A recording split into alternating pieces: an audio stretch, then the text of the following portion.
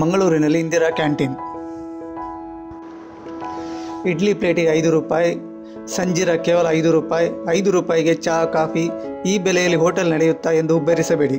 ಈ ರೀತಿಯಲ್ಲಿ ಭಾರೀ ಕಡಿಮೆ ಬೆಲೆಯಲ್ಲಿ ಚಹಾ ತಿಂಡಿ ಮಂಗಳೂರಿನ ಜಿಲ್ಲಾಧಿಕಾರಿ ಕಚೇರಿ ಎದುರು ಇಂದು ಮಾರಾಟ ಮಾಡಲಾಗಿತ್ತು.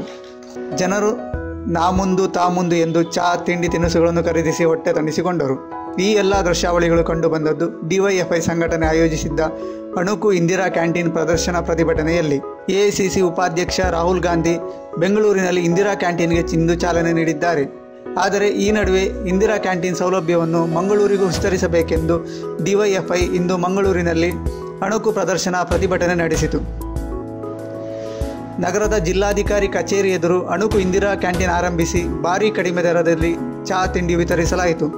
ಮಂಗಳೂರಿನ ಹೋಟೆಲ್ಗಳಲ್ಲಿ ದರ ಗಗನಕ್ಕೇರಿದ್ದು, ಅದನ್ನು ನಿಯಂತ್ರಿಸಬೇಕಾದ ರಾಜ್ಯ ಸರ್ಕಾರ ಇಂದಿರಾ ಕ್ಯಾಂಟೀನನ್ನು ಮಂಗಳೂರಿಗೂ ವಿಸ್ತರಿಸಬೇಕೆಂದು ಪ್ರತಿಭಟನಾಕಾರರು ಒತ್ತಾಯಿಸಿದರು.